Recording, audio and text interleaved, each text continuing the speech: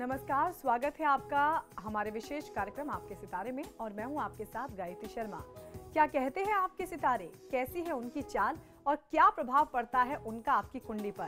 कैसा हो आपका आज का दिन और आज के दिन क्या करें खास? शुभ फलों की प्राप्ति के लिए क्या हो महा उपाय?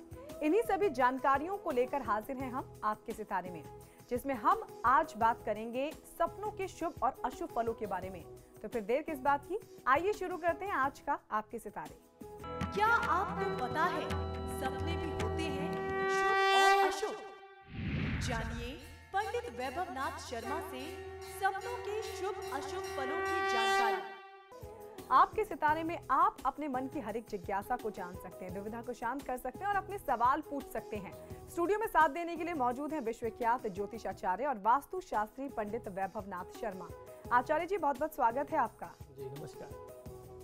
तो अगर आप अपनी कुंडली के ग्रह नक्षत्र से परेशान हैं या कार्य, व्यापार, परिवार की चिंता कर रही है आपको परेशान, तो आप भी हमें कॉल कर सकते हैं।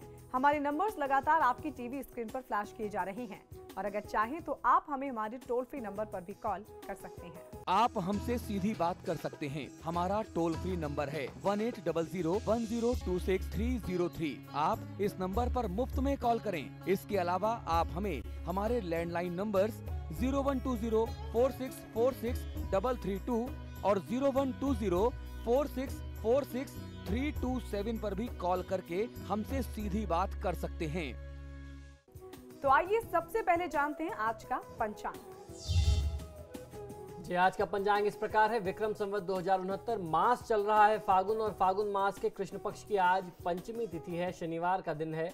नक्षत्र है स्वाति, योग है ध्रुव और करण है कौलव। चलिए, तो बात रही पंचांग की और अब डाल लेते हैं 12 राशियों के राशिफल पर एक नजर और सबसे पहले बात करते हैं मेष राशि की। मेष राशि वाले जातक लोग आज किसी लंबे समय की कोई परियोजना को, कोई लॉन्ग टर्म प्रोजेक्ट को लेकर के आप कुछ परेशान हो सकते हैं। पैसे को आज आपको बहुत बचा करके रखना चाहिए, बहुत संजो करके आप चलेंगे, तब आपका भविष्य उज्जवल हो सकता है। ओम भक्त वांछित दायकाय नमः मंत्र का 108 बार जाप कर लेना आज दिनचर्या में आ रही बाधा को दूर करेगा। आज आपको अपनी तरफ से व्यवहार ऐसा भी रखना है कि आप किसी गरीब व्यक्ति का अनादर न करें। और आइए अब जान लेते हैं क्या कहते हैं वृष राशि वालों के आज के सितारे। वृषभ राशि वाले जातक लोगों को आज की दिनचर्या में कार्य में सफलता मिलेगी। स्वास्थ्य का ध्यान रखने की आवश्यकता है। आपके कई सवालों का जवाब आज आपको प्राप्त हो सकता है।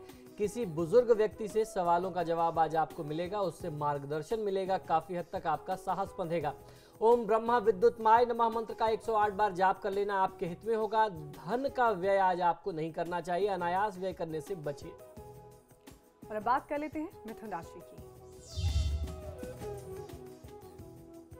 मिथुन राशि वाले जातक लोगों को आज वही जिम्मेदारी लेनी चाहिए जिसे आप निभा सकें। ज्यादा जिम्मेदारियां लेने से आज आपको बचना है। कोई नया व्यापार आज आप आरंभ कर सकते हैं।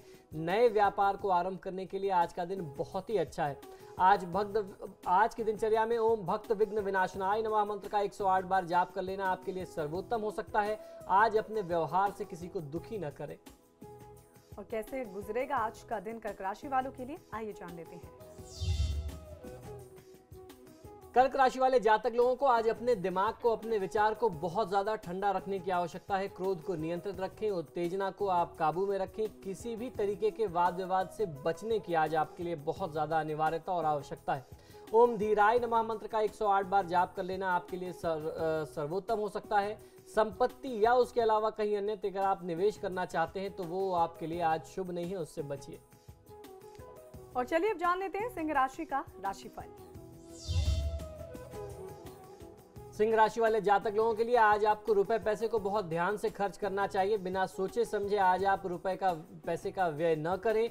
सोच विचार करके पैसे का व्यय करें। जहां आवश्यक है वहीं खर्च करें। किसी करीबी व्यक्ति के काम से आज आपको कुछ कष्ट पहुंच सकता है। उसकी गतिविधि से, उसके कार्य से मन थोड़ा आज परेशान हो सकता है। आज की दिनचर्या को शुभ बनाने के लिए हम द्वैमात्रेयाय नमः मंत्र का 108 बार जाप कर लेना आपके लिए सर्वोत्तम होगा। आज का दिन यात्रा के लिहाज से शुभ नहीं है, तो यात्रा मत कीजिए। और चलिए अब जान लेते हैं कैसा रहेगा आज का दिन कन्या राशि वालों के लिए। कन्या राशि वाले जातक लोगों को आज आवश्यकता है कि आज के दिन आप थोड़ा सा आराम कर लें, घूमने फिरने का कहीं प्लान बना सकते हैं परिवार के साथ। ये आपके लिए बहुत शुभ होगा, आपको नई ऊर्जा से संचारित करेगा। ओम द्विज प्रियाय नमः मंत्र का 108 बार जाप कर लेना आपके लिए शुभ है। शेयर बाजार में यदि आप इन्वेस्टमेंट करना चाहते हैं तो ये आपके लिए आपके हित में नहीं होगा। ये समय आपके लिए शेयर बाजार से जुड़ा हुआ बहुत लाभ का समय नहीं है, तो बचाइए अभी कहीं कोई इन्वेस्टमेंट। और चलिए अब कन्या राशि के बाद जान लेते हैं तुला राशि का राशिफल।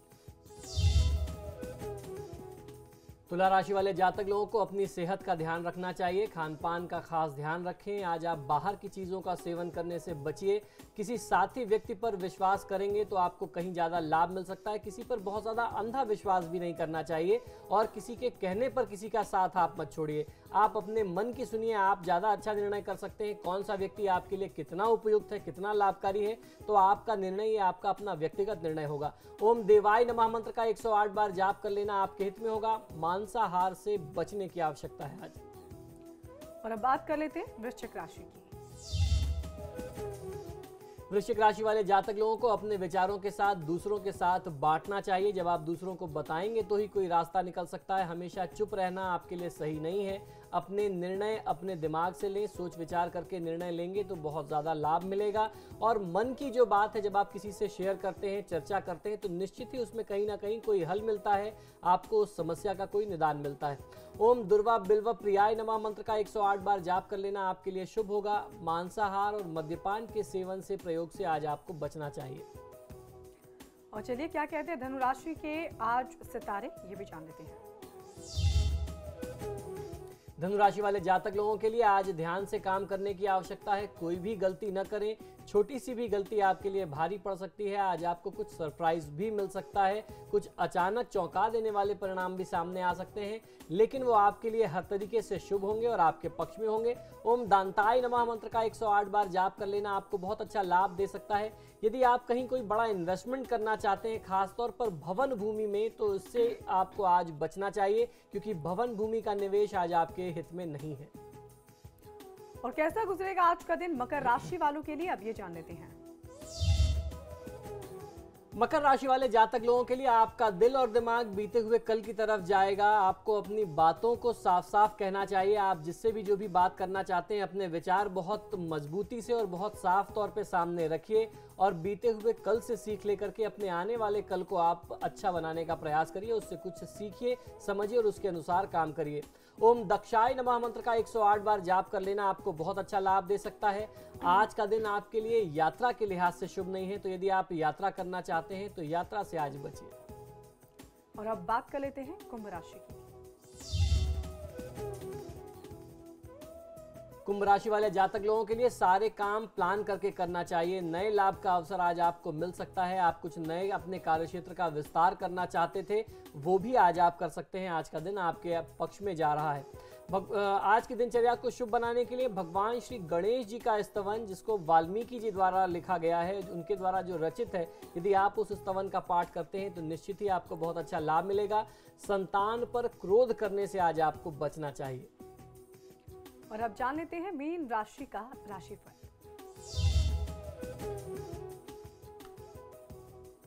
मीन राशि वाले जातक लोगों को अच्छे काम को करने में पैसे व्यय हो सकते हैं, कुछ खर्च हो सकते हैं। निवेश का आज आपको अच्छा लाभ मिल सकता है, अच्छा रिटर्न मिलने के योग दिखाई देते हैं। आज की दिनचर्या को शुभ बनाने के लिए श्री दुर्गा सहस्त्रनाम स्तोत्र का पाठ कर लेना आपके लिए सर्वोत्तम होगा। घर में कोई जंग लगा हुआ धातु का सामान आपको आज अपने आसपास न रखना चाहिए, न ही स्वयं आप उसका प्रयोग करें। चलिए, ये तो रहा 12 राशियों का राशिफल और यहाँ रुकेंगे एक छोटे से ब्रेक के लिए। ब्रेक के बाद फौरन लौट रहे हैं।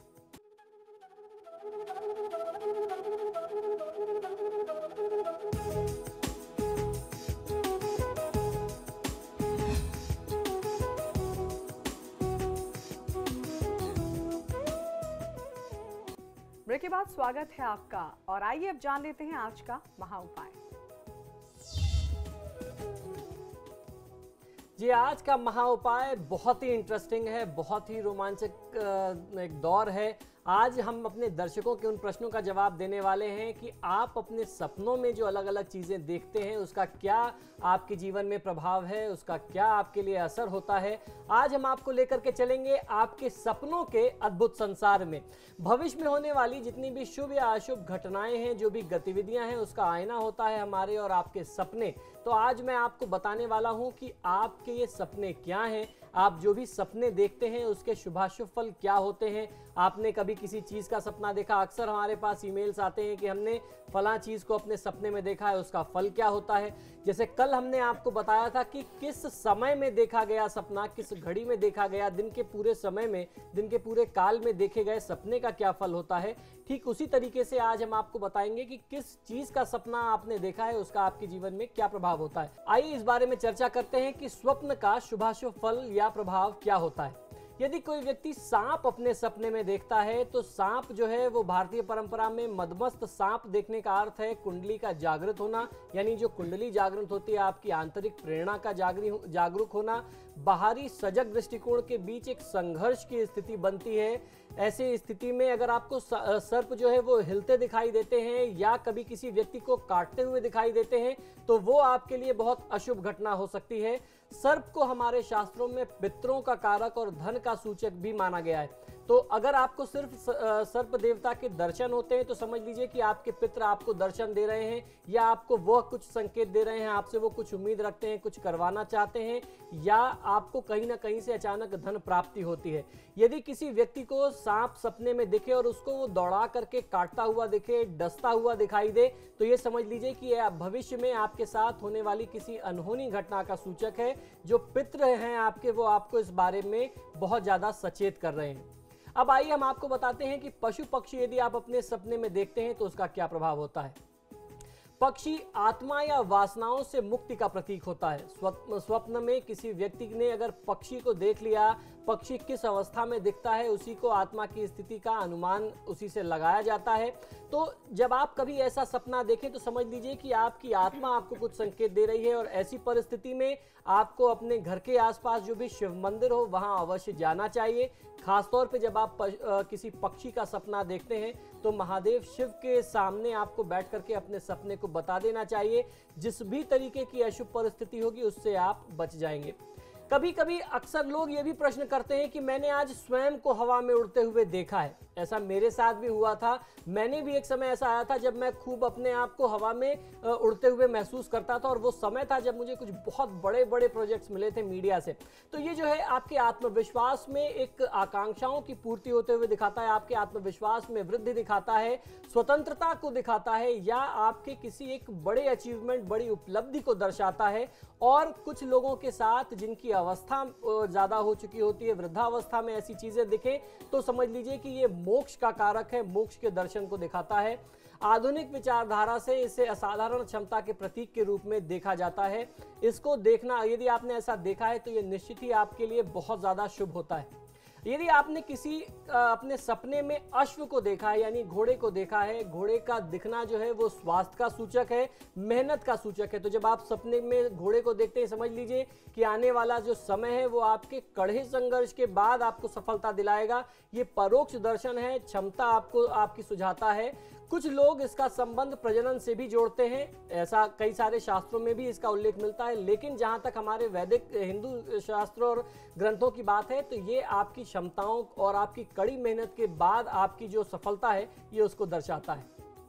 यदि स्वप्न में कोई व्यक्ति खुद को पर्वत पर चढ़ता हुआ पाए, उसको ऐसा लगे कि वो माउंटेन क्लाइंबिंग कर रहा है, तो उसे एक दिन सफलता निश्चित मिलती है। ऐसी परिस्थिति में आप जिस भी कार्य में उस समय लगे हुए हो उस कार्य में आपको कभी कोई कमी नहीं करनी चाहिए अपनी मेहनत की। आपको पूरे मेहनत से, मनोयोग से उस कार्य में लगना चाहिए। आपकी सफलता निश्चित होने के ये संकेत होते हैं।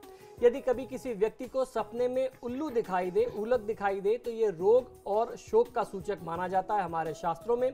यदि कोई सपना अगर बुरा होता है या बुरा सपना आपको नींद में कभी दिख जाए तो आपको नींद खुलते ही गायत्री मंत्र पढ़ करके पानी पी लेना चाहिए। उस समय हनुमान चालीसा का पाठ भी कर लेना आपके लिए बहुत ज़्यादा आवश्यक होता है। और यदि प्रयास आप ये करें कि थोड़ी देर के लिए आप सोएं ना, तो आपको बहुत अच्छा लाभ मिलता है।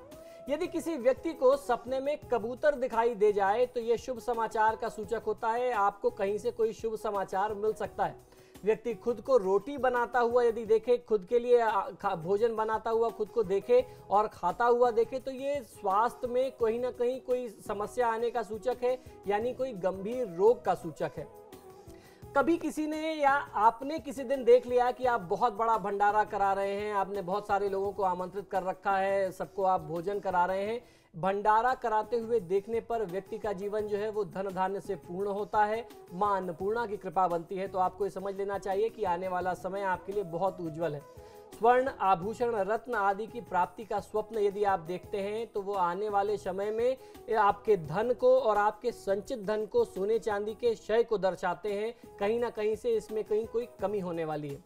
ठीक इसी प्रकार से यदि अगर आप अपने आप को मल मूत्र और अशुद्धियों से घिरे हुए वातावरण में पाते हैं, इनसे युक्त वातावरण में पाते हैं, ऐसा कोई सपना आप देखते हैं, तो ये आपके लिए सामाजिक सम्मान, मान सम्मान में वृद्धि का सूचक होता है। शुभ वातावरण में समय व्यतीत होता हुआ आपको मिलेगा। आने वाले समय में ये निश्चित ही आपके साथ होगा। यानी अगर आप ऐसा कुछ देखें कि आपके चारों तरफ कोई गंदगी है, आप कहीं बुरी तरीके से फंसे हुए हैं, तो ये सपना जो है आपके लिए हर तरीके से शुभ है। यदि आपने किसी दिन किसी मरे हुए पशु पक्षी को देख लिया, पशु को देख लिया और सूखे ताल का दृश्य आपने देख लिया, तो ये विपरीत बोध नहीं कराता, इसमें कहीं कोई बुरी कोई ऐसी घटना नहीं है। अगर आपने किसी को मरते हुए देखा है, किसी पशु को मरते हुए देखा है, तो समझ लीजिए कि आने वाले समय में सारी चीजें जैसे चल रही हैं वैसे ही चलेगी।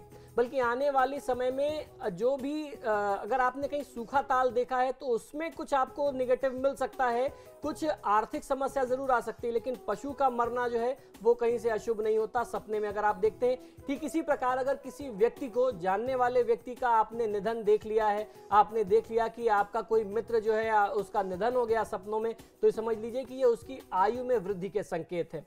स्वप्न में ग्रहों का देखना, जैसे सूर्य और चंद्रमा का देखना, मंदिर और भगवान के स्वरूपों, उनकी मूर्तियों को देखना, इनका दर्शन करना बहुत ही शुभ माने जाते हैं। दिन में देखे गए जो स्वप्न होते हैं वो निष्फल होते हैं। अधिक से अधिक जो सपनों के प्रभाव मिलते हैं वो रात में सोते समय, रात्रिकालीन समय के सपनों का प्रभाव जो है वो बहुत अच्छा माना गया है।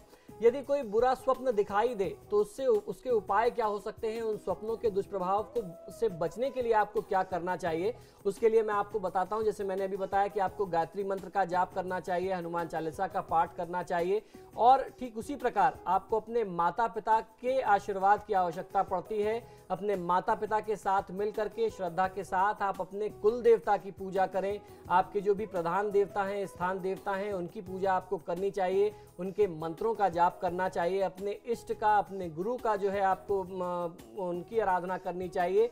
गायत्री मंत्र, विष्णु मंत्र और शिव मंत्र का जाप कर लेना बहुत ही शुभ प्रभाव देता है, खासतौर पे जब आपने कोई बुरा सपना देखा हो। और ऐसा भी कहते हैं कि जब आपने कोई बुरा सपना देखा हो तो आप भगवान शिव के मंदिर में जाकर के उनके समक्ष बैठ जाएं, पूरी श्रद्धा से आप उनके सामने अपने स्वप्न को सविस्तार बता दीजिए कि हे प्रभु, आज मैंने ये सपना देखा, मुझे नहीं मालूम इसका फल शुभ है या अशुभ। अगर कोई अनहोनी होने वाली है तो आप हमारी सुरक्षा करें, मेरे परिवार की सुरक्षा करें।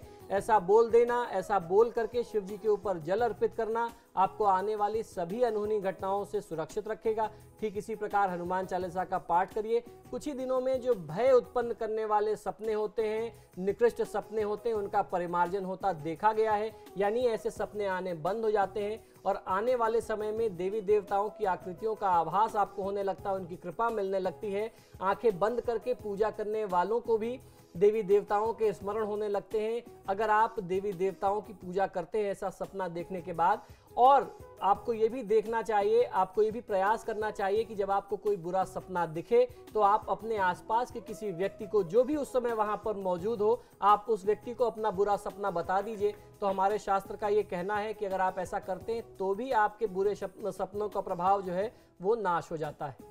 बिल्कुल आचार्य जी, आपने इतनी सारी जानकारी हमारे दर्शकों को बताई, कार्यक्रम में हमारा साथ दिया, उसके लिए आपका बहुत बहुत शुक्रिया। जी धन्यवाद। और अब वक्त हो चला है आप सबसे भी इजाजत लेने का। कल फिर हाजिर होंगे इसी वक्त, तब तक के लिए नमस्कार।